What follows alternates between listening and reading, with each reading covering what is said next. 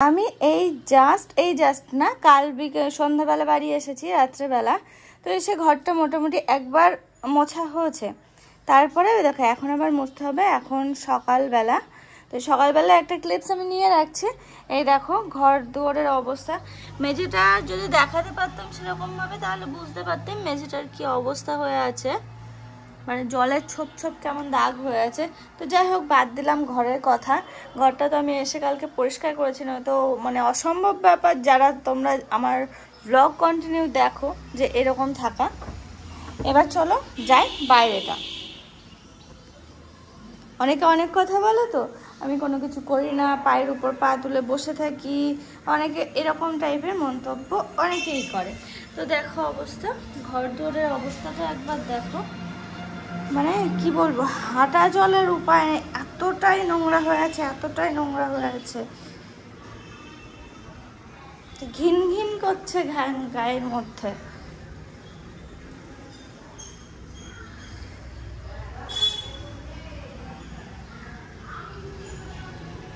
দেখো অবস্থা দেখেছো না, আমি কোনো কিচ্ছু করি না, এরকম থাকে না আমার ঘর দূর, ঠিক এরকমই তো থাকে না বলো? তোমরা যারা আমার ব্লগ কন্টিনিউ দেখো ঘর দূর তোমার এরকমই থাকে। একটা সপ্তাহ বাড়ি নেই, একটা সপ্তাহ মাত্র, তাতেই অবস্থা।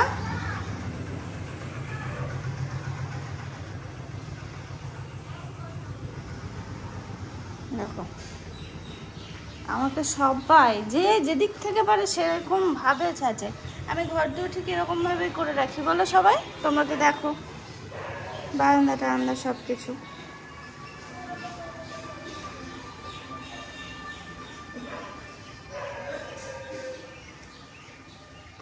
চলো এই দেখো এখন মুছবো। কালকে একবার অলরেডি মোছা হয়েছে মপ দিয়ে, আজকে কাপড় দিয়ে না মুছলে মনে হচ্ছে যেন ঘরটা সে আগের মতো অবস্থায় ফিরে আসবে না। হাঁটতে কেমন লাগছে জানো, চ্যাটচ্যাট করছে পুরো, শুধু ঘর বলে না বারান্দা টারান্দা সব। তাই এই ফুলগুলো বেশ ভালো, ওইগুলো বেশ অনেক বড় বড় হয়। ওটা আমি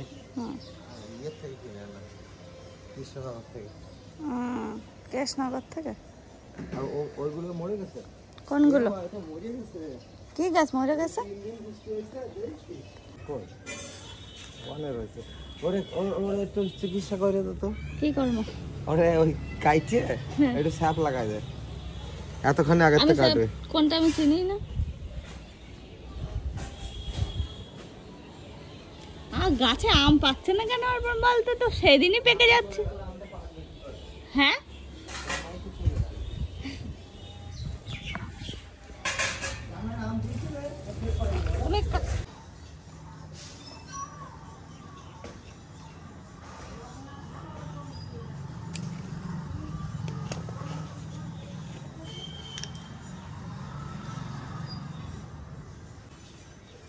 এখন হচ্ছে গাছের ট্রিটমেন্ট।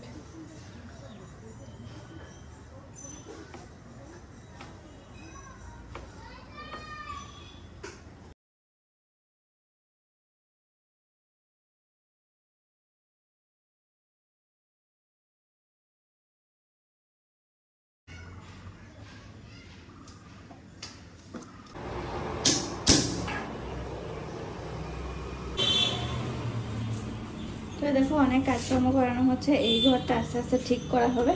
তো এই যে সিঙ্কটা এখানে বসানো হবে, যা এই যে লাইন কিন্তু করাই আছে, কিন্তু আর কি কি লাগবে বললো, তো আর কটা দিন পরে এটা বসানো হবে। বোর্ড বসানো হচ্ছে, ওই একটা এগুলো সব ঠিক করা হলো। আস্তে আস্তে দরজাটা লাগাতে হবে, সব কিছু আস্তে আস্তে করতে হবে।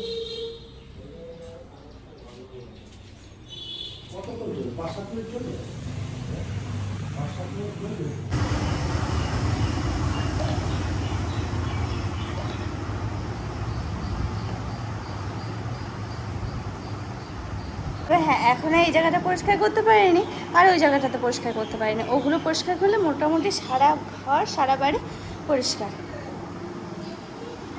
চলো দেখা, এইগুলো সব পরিষ্কার করে ফেলেছে। দেখো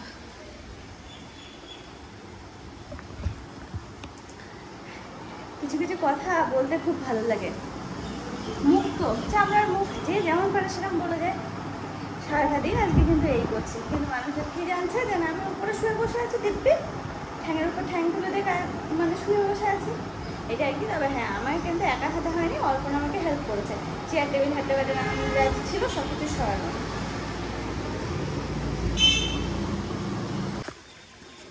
এই দেখো ঝিরঝিরে বৃষ্টি শুরু হয়ে গেল, বেলা অনেক বেজে গেল, 12টা বাজে। তো এখন রান্না বান্নাটা চাপাচ্ছি। আর এই দেখো এখানে হচ্ছে দিয়ে গেছে পাশের বাড়ি থেকে যে ফ্যান জল দিয়ে গেছে, কুটনো কাটনা দিয়ে গেছে। তো এইগুলো অনেকক্ষণ আগেই দিয়েছে, মা টাইম পায়নি।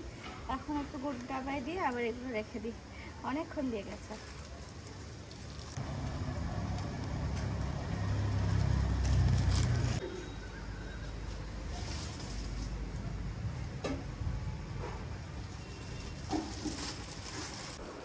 মায়েরা গেছে রানাঘাট 10টা 40-এর ট্রেন ধরে। তারপরে এই যে সংসারের দায়িত্ব আমার কাঁধায় পড়েছে, রান্নাবান্না থেকে শুরু করে সব কিছু। আর যে কুটনো কাটনাগুলো দিয়ে গেল সেগুলো আর কি এখন এই গরুর ডাবায় দিচ্ছি। আর জানো তো আমার বাপের বাড়িতে গরু পুষতো আমি তখন একদম ছোট ছিলাম। বৃষ্টি তো চলেই এলো, ওদিকে আমি আবার রান্না চাপিয়ে রেখে এসেছি জানো।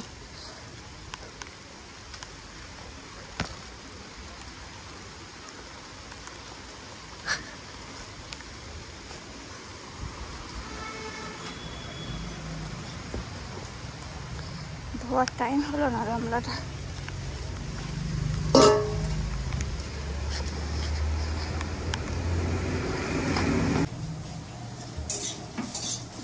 এই যে পেঁপেগুলো না ভাজতে দিয়ে গেছিলাম, তো ভাজা হয়ে গেছে। ভাজতে দিয়ে একবার গেলাম উপরে, তারপরে উপরে জানলা দরজাগুলো আটকাতে, তারপরে এই যে এই সমস্ত কাজগুলো করে এলাম। আর এখন একটু রান্না করবো জিওল মাছ, মানে একদম শিং মাছ যেটাকে বলো, শিং মাছ রান্না করবো একদম সেম ভাবে।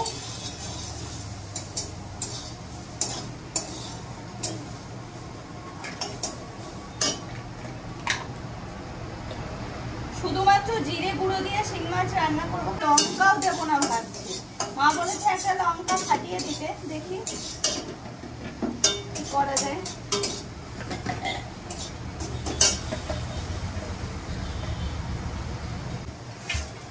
ঝড় আসুক জল আসুক, যা আসবে আসবে, আমি জল তুলে একেবারে পুরো রেডি করে ফেলেছি।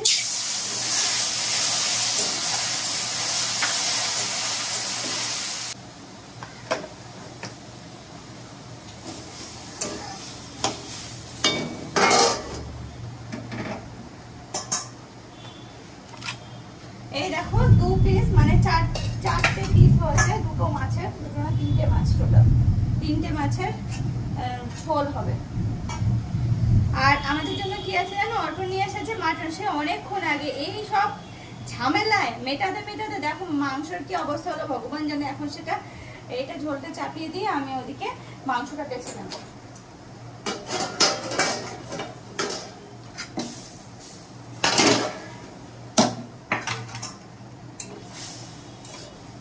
বসে পড়লাম মাংসটা বাঁচতে। সেই এখন আমি রেডি হয়েছি, এগুলো বাজবো, রান্না বান্না করব।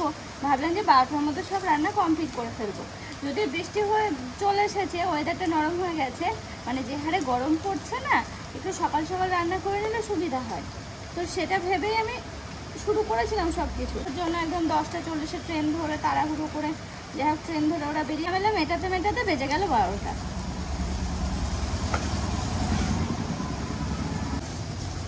আজকে রান্না করতে মনে হচ্ছে একদম কোনো রকমের তেলই লাগবে না।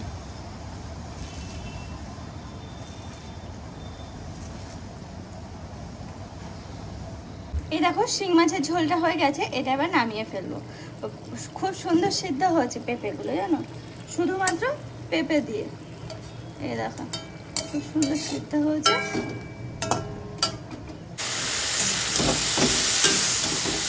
ওদিকে তো দেখলে মাছটা নামিয়ে দিলাম। আর এখন এই যে ডাঁটাটা কোটা ছিল, এই ডাঁটাটা না এখন করে নিচ্ছি। একটু টমেটো দিয়ে, মশলা টসলা আর কিছু বাটবো না। কাঁচা লঙ্কা কয়েকটা চিড়ে দিয়ে দিয়েছি, শুকনো লঙ্কা ফোড়নে দিয়েছি, একটু জিরে গুঁড়ো দেবো, মিষ্টি দেবো, দিয়ে ঢাকা দিয়ে দেবো, তারপরে নামিয়ে নেবো। আর মা হলে হয়তো সামান্য একটু সর্ষে বেটে দিতে, তো আমি আজকে আর রাখছি না, এরকমভাবে আজকে রান্না করবো। এই রান্নাটা হচ্ছে মেনলি মা আর বাবার জন্য। এটা হচ্ছে মা আর বাবার জন্য রান্না, ডাটাটা। আর ডাটাগুলো না একটু পেকে পেকে গেছে, আমাদের গাছের ডাটা তো এক করে খেতে খেতে পেকেই যায়, বলো গাছে তো প্রচুর হয়েছিল, ধরো আশেপাশে দিতে দিতে খেতে খেতে পেকেই গেছে। তো এগুলো না বীজ ছাড়িয়ে এই যে রান্না করলে না খেতে বেশ ভালো লাগে। আশা করি আমাদের মতো তোমরা অনেকেই খাও এই ডাটাটা, ভালোই লাগে। ভালো করে একটু কষিয়ে নিয়ে জল দিয়ে ঢেকে দেবো। তারপরে ওদিকে মাংসের মশলাগুলো কেটে নেবো, কিছু কাটা হয়নি, এখানে শুধুমাত্র ধুয়ে নিয়ে এসে রেখে দিয়েছি। একটু লবণ আর হলুদ মাখিয়ে রাখি, লবণ, হলুদ, গোলমরিচ গুঁড়ো, তারপরে একটু গরম মশলার গুঁড়ো, একটু লঙ্কার গুঁড়ো, এই সমস্ত কিছু দিয়ে একটু ঢেকে রাখি, একটু মাখিয়ে রাখি। আর আজকে মাংসের তেল একদম নামে মাত্র লাগবে, কারণ পুরো চর্বিওয়ালা মাংস এটা।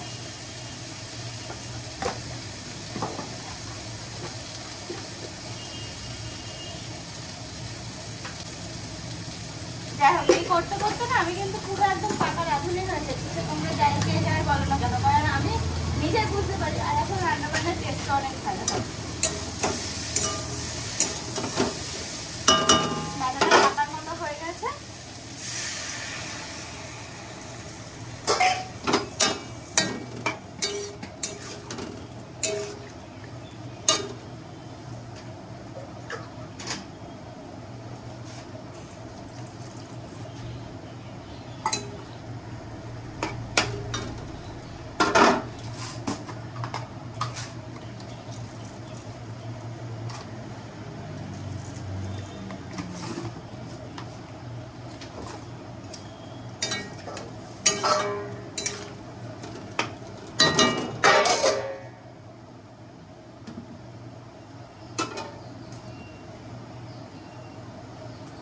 পেঁয়াজ কুচি করবো, পেঁয়াজ কুচি করে মাংসের মধ্যে দেবো।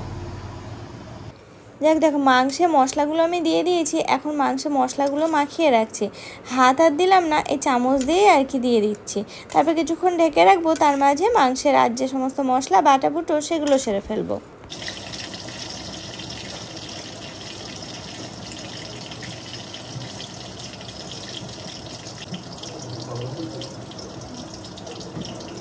বাজার থেকে বাবা বাড়িতে চলে এসেছে আর বাবাকে আমি খেতে দিয়ে দিলাম। আমার রান্না কিন্তু ওদিকে চলছে, এখনও কমপ্লিট হয়নি। তবে হ্যাঁ, বাবা মাংস 2-1 পিস খায়, মাটনটা আর চিকেনটাও তাই।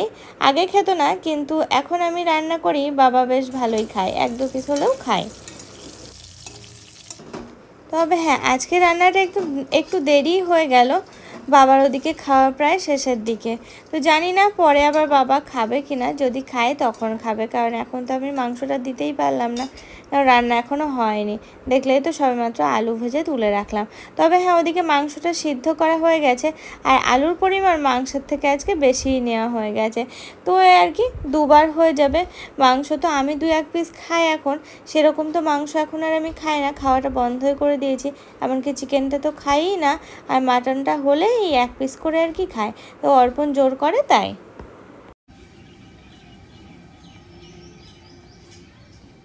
রান্না বান্না প্রায় হয়ে গেল, মনে হচ্ছে অল্প কটা ভাত চাপাতে হবে।